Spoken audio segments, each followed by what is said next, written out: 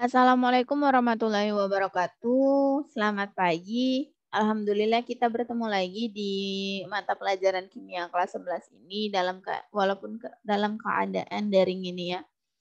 Nah, diharapkan peserta didik untuk menyiapkan persiapan dirinya karena kita nanti akan ada kuis di akhir mata pelajaran dan jangan lupa untuk absen Google Classroom-nya.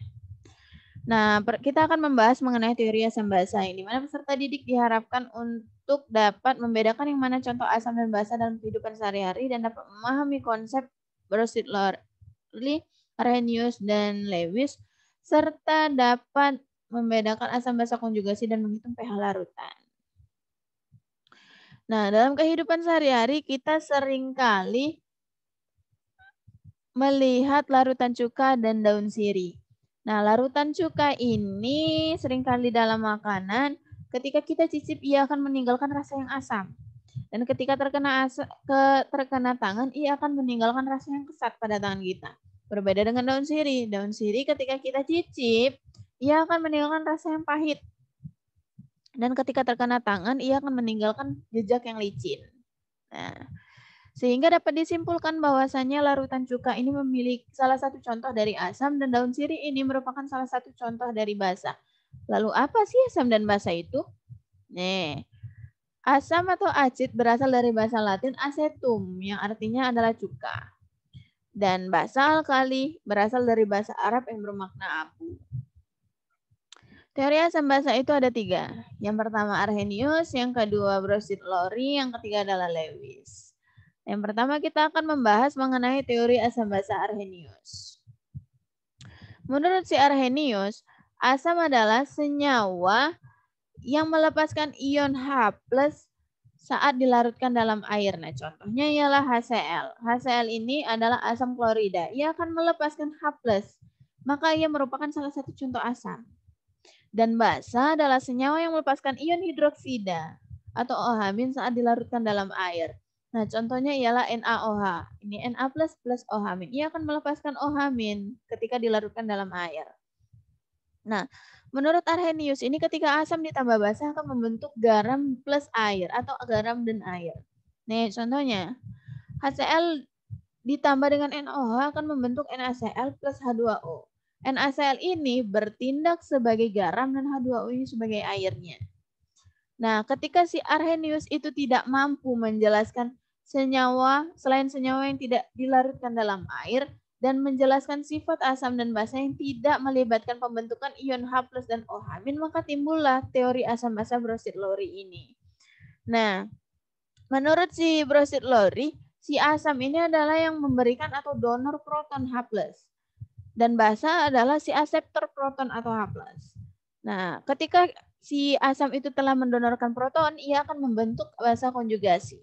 Dan ketika aseptor itu bertindak sebagai penerima, basa itu bertindak sebagai penerima proton, ia akan membentuk asam konjugasi. Sehingga asam basa Brochet-Lorley ini terkenal sebagai pasangan asam basa konjugasi. Nah, contohnya ini, HF plus H2O akan hasil keseimbangannya akan membentuk H3O plus HF-. Nah,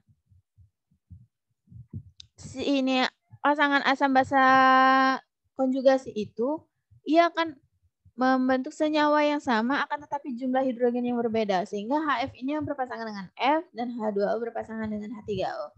Nah, si HF ini memberikan donor protonnya kepada H2O sehingga ia akan memiliki sifat yang asam. Dan H2O ini akan bertindak sebagai basa. Dan ketika asam ini membentuk suatu senyawa, ia akan bertindak sebagai basa konjugasi. Dan yang bertindak sebagai basa akan membentuk asam konjugasi. Nah, sehingga H3O bertindak sebagai asam konjugasi dan F membentuk basa konjugasi. Dan terakhir muncullah teori asam basa Lewis yang dimana ia akan melibatkan penyerahan penerimaan pasangan elektron bebas. Nah, si asam ini menurut Lewis ialah aseptor pasangan elektron bebas dan basa merupakan donor pasangan elektron bebas. Contohnya ini, NH3 ditambah BF3 akan membentuk NH3BF3. Nah, struktur dari NH3 ini seperti ini struktur kimianya. Dan ketika ia memiliki pasangan elektron bebas, ia bertindak sebagai basa. Nah, BF3 ini tidak memiliki pasangan elektron bebas atau ia nanti akan menerima sehingga ia bertindak sebagai asam. Nah, ia akan ketika si NH3 ini memberikan, maka ia akan bertindak, muncullah ikatan kovalen koordinasi untuk menyatukan antara NH3 plus BF3 tadi, akan membentuk struktur Lewis seperti ini. Nah, selanjutnya kita akan mencari pH asam. Asam itu terbagi menjadi dua. Yang pertama asam kuat dan asam lemah. Apa sih asam kuat itu? Asam kuat adalah asam yang terionisasi sempurna dalam air. Dan asam lemah itu yang terionisasi sebagian dalam air. Sehingga derajat ionisasinya tidak lebih besar dari 0 dan kecil dari 1. Sehingga derajat ionisasi itu merupakan perbandingan antara jumlah mol zat terionisasi dibanding dengan jumlah mol zat mula-mula. Nah, contoh asam kuat tadi. Ini contoh asam lemah. Ia memiliki ketetapan asam. Nah, ketika pH tersebut kurang dari 7, maka ia akan bertindak sebagai asam. Dan ketika ia pH-nya sama dengan 7, ia akan bertindak sebagai netral. Dan ketika pH tersebut memiliki nilai yang lebih dari 7, maka ia akan bertindak sebagai basa. Nah, untuk mencari pH asam kuat dan asam lemah itu memiliki rumus. Nih, untuk mencari pH-nya itu kita pertama akan mencari konsentrasi H+-nya terlebih dahulu, yaitu molaritas dikali dengan A, molaritas dikali dengan valensi asam. Lalu kita masukkan ke rumus pH, min log konsentrasi H+. Nah, berbeda dengan asam lemah, karena asam lemah memiliki Ka atau ketetapan asam, maka caranya berbeda. Konsentrasi H+ ini sama dengan akar dari Ka dikali Ma. Nah, ini ketika kita sudah mendapatkan H+-nya, kita masukkan ke pH-nya. Sama dengan asam kuat tadi. Nah, ketika derajat ionisasi yang diketahui, maka untuk mencari H+-nya itu berbeda. Maka konsentrasi H+ ini sama dengan derajat ionisasi dikali dengan molaritas asam. Ini contoh soalnya. Larutan HCl 0,03 M. Nah, ini termasuk asam kuat kan? Maka kita akan menggunakan rumus ini. Menggunakan rumus asam kuat. Ma dikali A. M sudah diketahui. Maka kita akan mengabaikan volumenya. Karena M sudah diketahui. Nih volumenya. Ini M-nya. Nah, satu ini, valensi asam ini didapatkan dari nilai H+. Valensi dari H+-nya. Ketika valensinya ada 2, maka A-nya 2. Ketika valensinya ada 1, ya yang 1. Nih, maka ini dapatkan konsentrasi H+-nya. Nah, dimasukkan ke rumus pH-nya. Nah, lalu mendapatkan hasil seperti ini.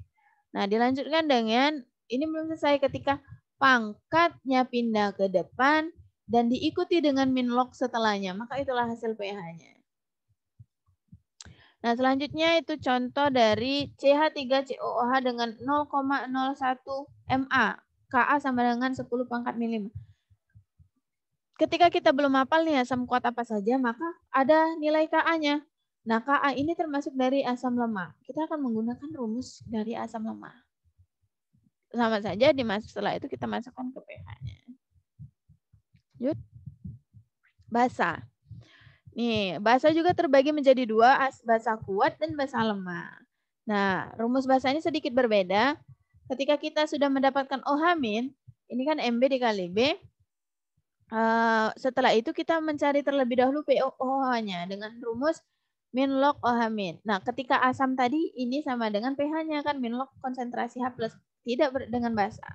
Nah, basa itu setelah mendapatkan POH, dia akan dimasukkan baru ke pH-nya. pH sama dengan PKW sama dengan PKW min POH. PKW ini adalah ketetapan air, sehingga nilai ketetapan air itu sama dengan 14. Jadi pH sama dengan 14 min POH. Nah, ketika basa lemah, ia memiliki Kb sama dengan asam lemah. Sehingga untuk mencari OH-nya ini, di bawahnya sama saja. Ini contoh asam kuat. Nah, ini contoh soalnya. Nah, hitunglah pH dari CaOH 2 kali 0,02 M. Ini termasuk asam basa kuat. Nah, termasuk basa kuat. Pertama kita mencari OH-nya. Nah, selanjutnya, ini kan selanjutnya kita cari POH-nya, selanjutnya kita cari pH-nya. Sama saja perhitungannya seperti asam tadi.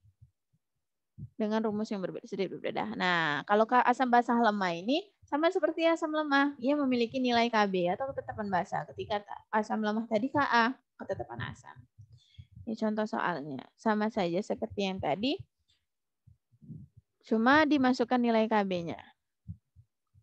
Nah, sebelum diskusi,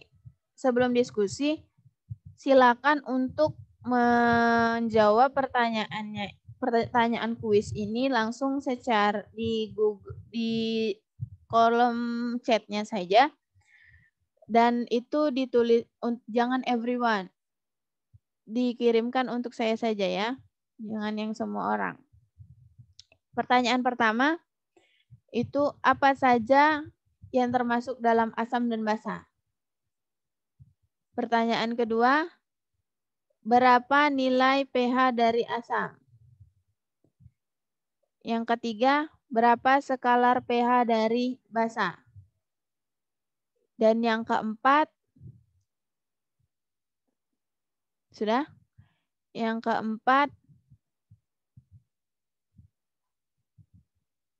berapa teori asam basa? Dan yang kelima, sebutkan teori asam basa menurut Arrhenius. Nah, ini diskusikan kelompok. Kelompok terbagi menjadi 5 orang. Sesuai dengan absen saja supaya tidak susah. Ini ada 4 soal. Apakah asam mengubah lakmus merah menjadi biru atau lakmus biru menjadi merah? Dan apakah saja yang mengubah lakmus merah menjadi biru atau lakmus biru menjadi merah? Silakan di screenshot. Nah, mungkin itu saja yang dapat Ibu jelaskan. Apabila ada salah kata Ibu mohon maaf. Ketika ada salah kepada Allah Ibu mohon ampun.